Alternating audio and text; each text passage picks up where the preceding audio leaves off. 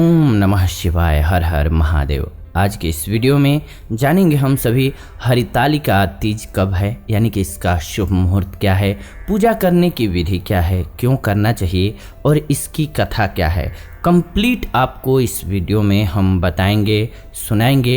तो इस वीडियो को अंत तक इसीलिए ज़रूर देखिएगा क्योंकि कंप्लीट देखने से भगवान शिव की कृपा होती है। ये खास क्यों है वीडियो, क्योंकि हरितालिका तीज आप सभी जानते हैं, जो माताएं बहनें हैं यानी कि शादीशुदा औरतें हैं, वो अपने पति की लंबी उम्र के लिए, उनकी अच्छी कामना के लिए, यानी कि वो पूरे जीवन स्वस्थ रिलेशन में रहें, सही से उनका रिश्ता चले, सुखमय रहे, इसके लिए करती हैं। संतान के लिए करती हैं, संतान सुखी रहे, वैवाहिक जीवन सही चलता रहे, और जो कुंवारी कन्याएं होती हैं वो अच्छा पति मिले, इसलिए करती हैं। तो इसलिए ये व्रत काफ़ी खास है, लेकिन इसकी विधि को, नियम को और कथा को सही से समझना और करना बहुत ज़रूरी है, तो ही लाभ मिलता है। बहुत से लोग क्या है, दवा खाते हैं या हर चीज़ खाना वही खाना है, अगर बैलेंस में नहीं खाते हैं तो क्या हो जाता है, बीमारी आ जाती है। ठीक वैसे ही व्रत त्यौहार भी नियम के अंतर्गत मनाने चाहिए। नियम का सही से पालन न किया जाए तो वो गलत हो जाते हैं और गलत प्रभाव हो जाता है। तो इसीलिए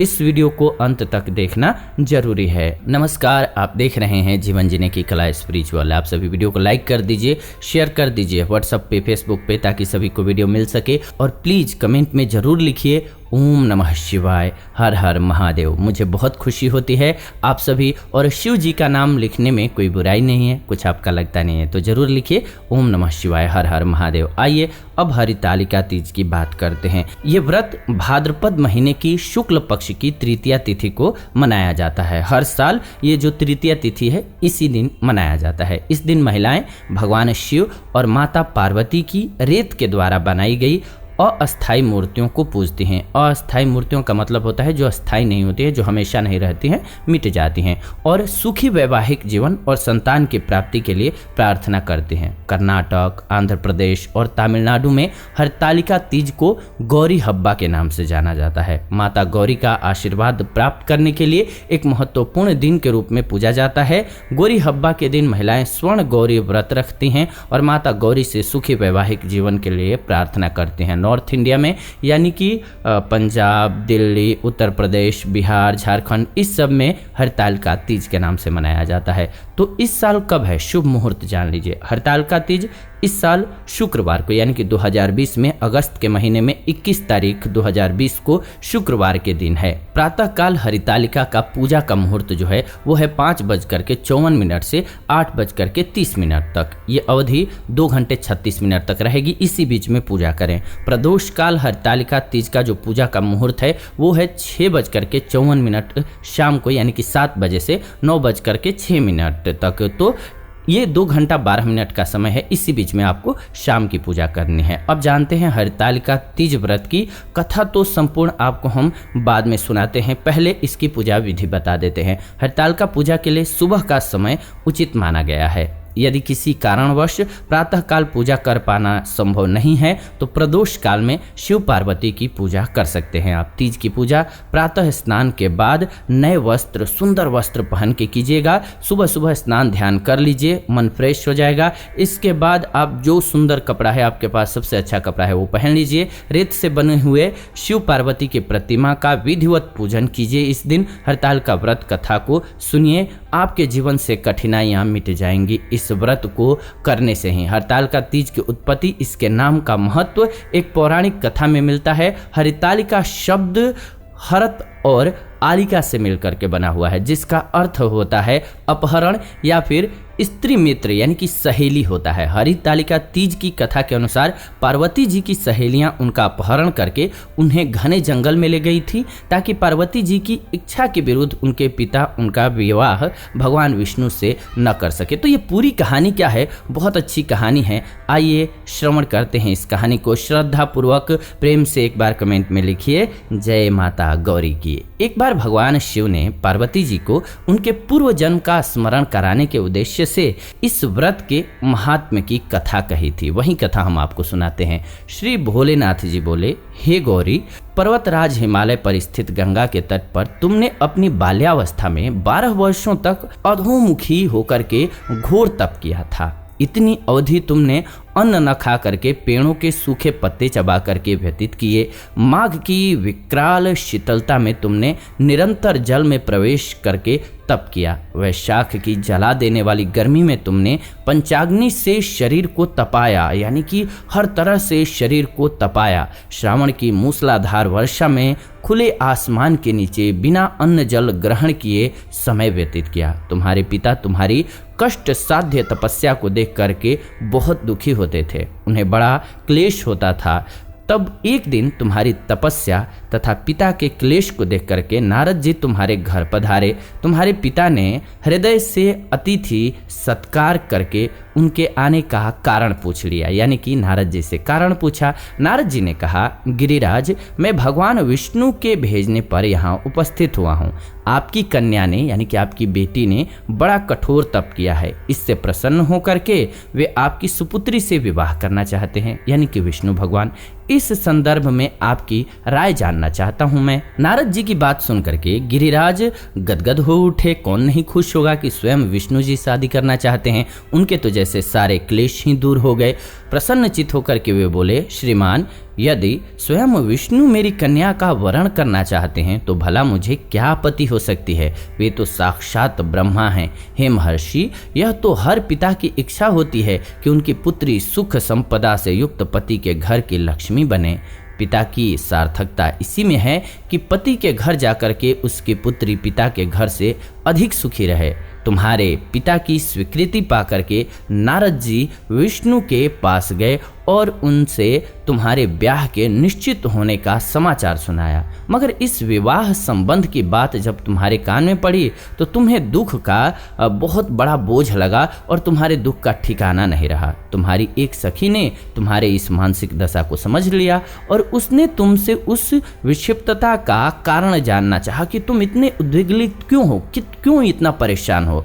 तब तुमने बताया, मैंने सच्चे हृदय से भगवान शिव शंकर का वरण किया है, किंतु मेरे पिता ने मेरे विवाह को तय किया है विष्णु जी के साथ। मैं विचित्र धर्म संकट में हूँ, अब क्या करूँ। प्राण छोड़ देने के अतिरिक्त अब कोई भी उपाय शेष नहीं बचा है मेरे पास। तुम्हारी सखी बड़ी ही समझदार और सूझबूझ वाली थी। उसने कहा, सखी, प्राण त्यागने का इसमें कारण ही क्या है। संकट के मौके पर धैर्य से काम लेना चाहिए। नारी के जीवन की सार्थकता इसी में है कि पति रूप में हृदय से जिसे एक बार स्वीकार कर लिया, जीवन पर्यंत उसी से निर्वाह करें। सच्ची आस्था और एक निष्ठा के समक्ष तो ईश्वर को भी समर्पण करना पड़ता है। मैं तुम्हें घनघोर जंगल में ले चलती हूँ, जो साधना स्थली भी हो और जहाँ पर तुम्हारे पिता तुम्हें खोज भी ना पाए। वहाँ तुम साधना में लीन हो जाना। मुझे विश्वास है कि ईश्वर अवश्य ही तुम्हारी सहायता करेंगे। तुमने ऐसा ही किया। तुम्हारे पिता तुम्हें घर पर न पाकर के बहुत दुखी और चिंतित हुए। वे सोचने लगे कि तुम न जाने कहाँ चली गई। मैं विष्णु जी से उसका विवाह करने का प्रण कर चुका हूँ। यदि भगवान विष्णु बारात लेकर के आ गए और कन्या घर पर न हुई तो बड़ा अपमान होगा। मैं तो कहीं मुख दिखाने के योग्य भी नहीं रहूँगा। यही सब सोच करके गिरिराज ने जोर शोर से तुम्हारी खोज शुरू करवा दी। हर तरफ खोजने लगे। इधर तुम्हारी खोज होती रही और उधर तुम अपनी सखी के साथ नदी के तट पर एक गुफा में मेरी आराधना में लीन थी। भाद्रपद शुक्ल तृतीया को हस्त नक्षत्र था। उस दिन तुमने रेत के शिवलिंग का निर्माण करके व्रत किया। रात भर मेरी स्तुति की, गीत गा करके जागती रही।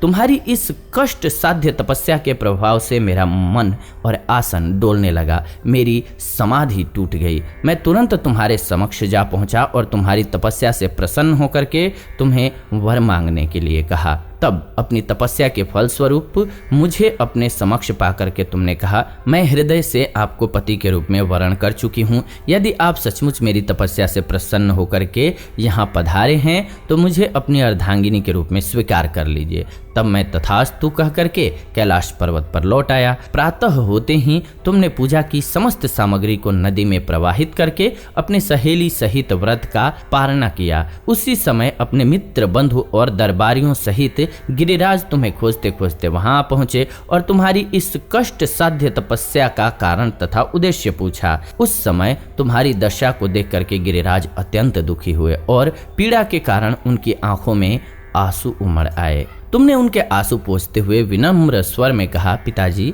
मैंने अपने जीवन का अधिकांश समय कठोर तपस्या में बिताया है। मेरी इस तपस्या का उद्देश्य केवल यही था कि मैं महादेव को पति के रूप में पाना चाहती थी। आज मैं अपनी तपस्या की कसौटी पर खरी उतर चुकी हूँ। आप क्योंकि विष्णु जी से मेरा विवाह करने का निर्णय ले चुके थे, इसलिए मैं अपने आराध्य की खोज में घर छोड़ करके चली आई। अब मैं आपके साथ इसी शर्त पर घर जाऊंगी कि आप मेरा विवाह विष्णु जी से न करके महादेव जी से करेंगे। गिरिराज मान गए और तुम्हें घर ले गए। कुछ समय के पश्चात शास्त्रोक्त विधि विधान पूर्वक उन्होंने हम दोनों को विवाह सूत्र में बांध दिया। हे पार्वती, भाद्रपद की शुक्ल तृतीया को तुमने मेरी आराधना करके जो व्रत किया था, उसी के फल स्वरूप मेरा तुमसे विवाह हो सका। इसका महत्व यह है कि मैं इस व्रत को करने वाली कुंवारी कन्याओं को मनोवांछित फल देता हूँ। इसीलिए सौभाग्य की इच्छा करने वाली प्रत्येक युवती को यह व्रत पूरी एक निष्ठा तथा आस्था से करनी चाहिए, तो मेरा विशेष कृपा उन पर होता है और जो मनवांछित वर होता है, यानी कि जैसा वर चाहती हैं वो अपने जीवन में, उनको वैसा वर मैं देती हूँ। तो इसी के साथ ही एक बार प्रेम से कमेंट में जरूर लिखिए, ओम नमः शिवाय, हर हर महादेव। शिव जी बहुत ही जल्दी प्रसन्न होने वाले देवता हैं और इनकी अर्धांगिनी माता गौरा की वजह से ये व्रत प्रचलित हुआ, पार्वती जी की वजह से। तो एक बार पार्वती जी की जय बोलिए और इस व्रत का कथा सुनने के बाद आप प्रसाद का वितरण कीजिए, शिव जी की आरती कीजिए और खुशी से सुखपूर्वक निवास कीजिए। घर में सुख शांति आती है और घर के सभी सदस्यों में प्यार भी बना रहता है। इसी के साथ साथ आज के इस वीडियो से विदा लेते हैं। इस चैनल पर हमने आपके लिए अलग से केवल कथा भी बोल रखा है। अगर आपको केवल कथा सुनना हो तो वो देख सकते हैं। और वीडियो को लाइक जरूर कीजिए, शेयर जरूर कीजिए पसंद आया है तो, और कमेंट कीजिए। कमेंट हमें बहुत खुशी देता है आगे आपके लिए और अच्छी वीडियो लेकर के आने के लिए। और चैनल को सब्सक्राइब कर लीजिए, बेल नोटिफिकेशन को ऑन कर लीजिए, क्योंकि ऐसी ही नई और अच्छी वीडियो हम आपके लिए इस चैनल के माध्यम से लेकर के आते रहते हैं। फिलहाल विदा लेते हैं आज की इस वीडियो से। जुड़ेंगे नई वीडियो में नई जानकारी के साथ। तब तक आप सभी खुश रहें, आनंदित रहें। धन्यवाद। वीडियो को अंत तक देखने के लिए। प्रेम से बोलिए ओम नमः शिवाय, हर हर महादेव।